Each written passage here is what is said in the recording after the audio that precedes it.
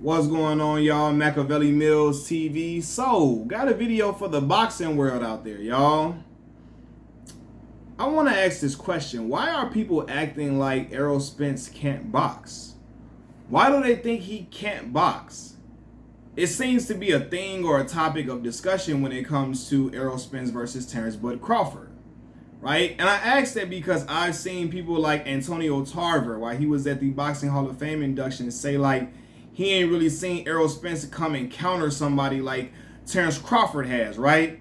He ain't seen him box another fighter soundly the way that Terrence Crawford has, right? And it's one thing to think that Terrence Crawford has more in the toolbox than Errol Spence Jr. I also believe that Terrence has he can do a little bit more.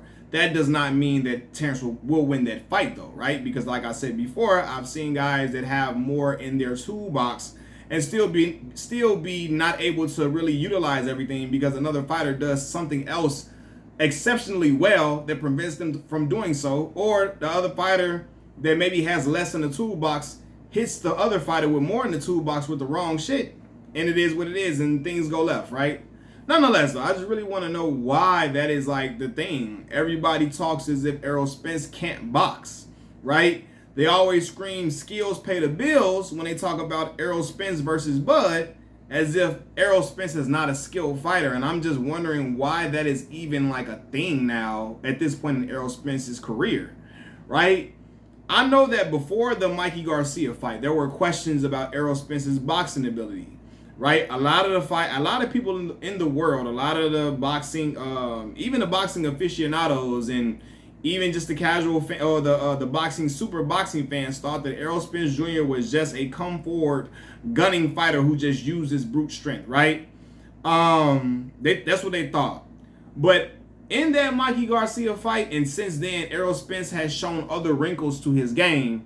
He ain't just been a come forward, just I'ma knock you out type of guy, right? He's shown that. Errol Spence is cerebral in that ring.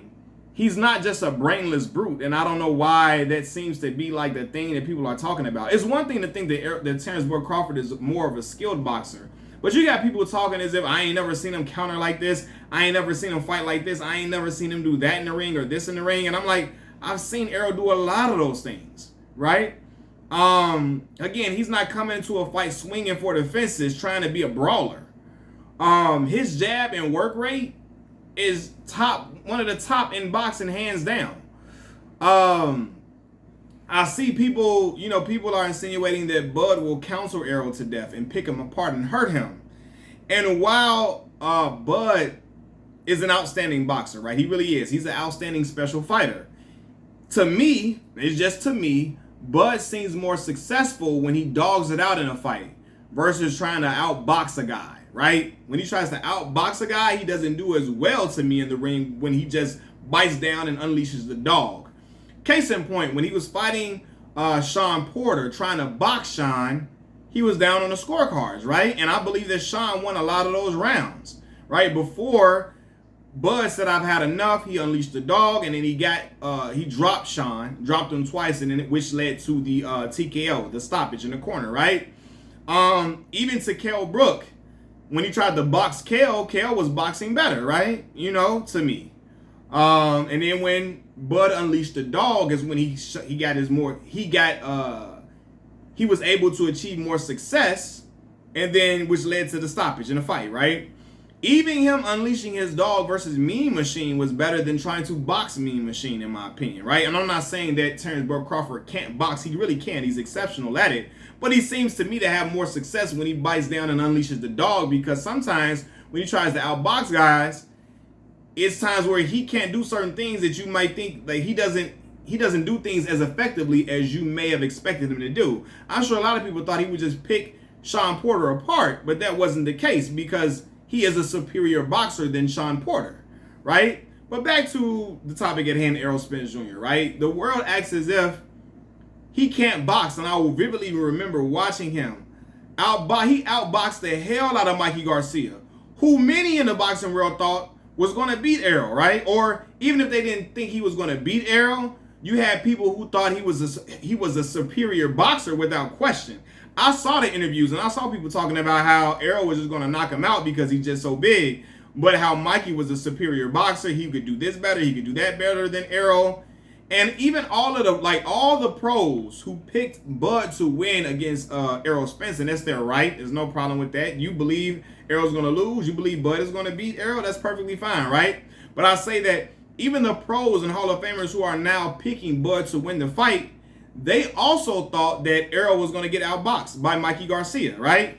People like Sugar Ray Leonard and James Toney thought that Mikey Garcia was going to be too much for Errol because Errol couldn't box with him, and Mikey Garcia was a smarter, better fighter. That was the narrative going around. Now, the only way people thought Errol Spence was going to win was if he just went and knocked Mikey Garcia out and hit him with some shots he couldn't take and just hurt him badly to where he couldn't continue.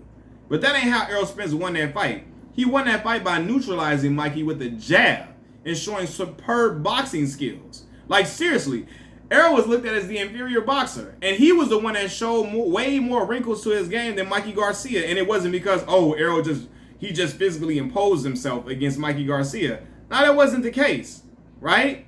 Errol was doing things. He won that boxing match by doing things that people thought he couldn't do. By boxing, for real. And he showed the superior boxing skill with using a great jab, counter punching, great clean punch placement, counter punches, even against Yordenis Ugas, right?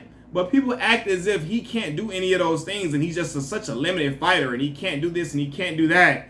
And I'm like, I don't understand what that is, right? Even when he fought Danny Garcia, now the world is going to tell you now, and they're going to also tell you Mikey Garcia was a lightweight. He was coming up in weight. He wasn't no welterweight. But even with them saying that, there were a lot of people, you remember that, picking Mikey Garcia to win, or they were, Mikey gonna outbox Errol for majority of the fight, and then Errol gonna catch him with something, and that's how Errol is gonna win. That's how they were saying Mikey was gonna outbox Errol for majority of the fight probably, and then Errol was gonna catch him and hurt him and stop him. Or you had people saying that Mikey was gonna win just because he was a superior boxer, and Errol proved them wrong. Errol proved them wrong then, and then Errol went on to fight Danny Garcia, and he boxed Danny Garcia's fucking ears off, right? Beat him more cleanly and severely than any other fighter who stepped in there with Danny Garcia. Danny couldn't do nothing against Errol. Errol stopped everything he wanted to do, right? Again, utilizing that jab to beat and batter Danny. Worse than he's ever been battered. Look at Danny's face and how he beat up he was getting. He was getting tagged all night. And that was Errol off of a layoff of over a year that he had the layoff due to the car accident, right? I come here to say that Errol Spence Jr. is a highly skilled fighter who is very durable and should get credit as such. Not just like he is a brawler and just going to come out there swinging for the fences and going for the gusto. That's not how he fights. Errol Spence has fought athletic guys that can counterpunch, guys that can punch, and people are acting as if he hasn't faced any good opposition where we would have to see him display boxing skills. He's displayed that. You know, but it's crazy because they do Gervonta Tank Davis the same way when it comes to Tank fighting Devin Haney or Tank fighting Shakur Stevenson, right? They think and I understand you thinking that Devin and Shakur are more superior boxers, right? But some people act as if Tank just can't box with them boys at all. And I'm looking like, no.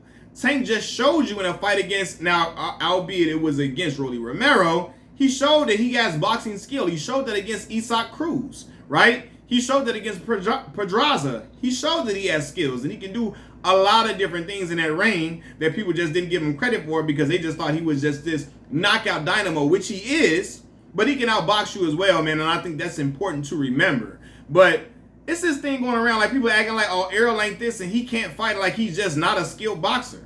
And I don't know, man. Me being a brother from from the Midwest, from Chicago, Illinois, I recognize sometimes how the biases can be for brothers that's from the South.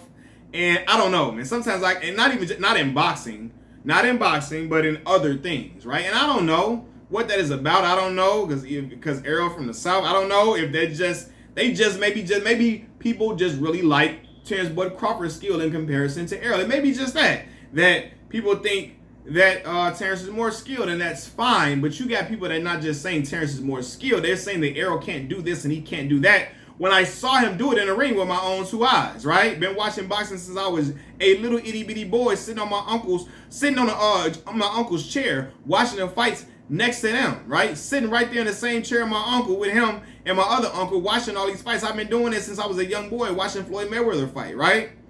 Watching James Toney fight, watching Evander Holyfield fight. I've been watching these fights for a long time, and I've seen things that, I'm not saying I know the fight game better than the next historian and that historian, or way better than you and you and you, but I'm saying I know what I'm watching when I'm watching those fights, and I've seen the wrinkles that Errol Spence has shown. So I'm looking like, why doesn't he get credit as a good boxer? Why people act as if like he's just this minuscule boxer? He's just this boxer who has a minuscule level of skill.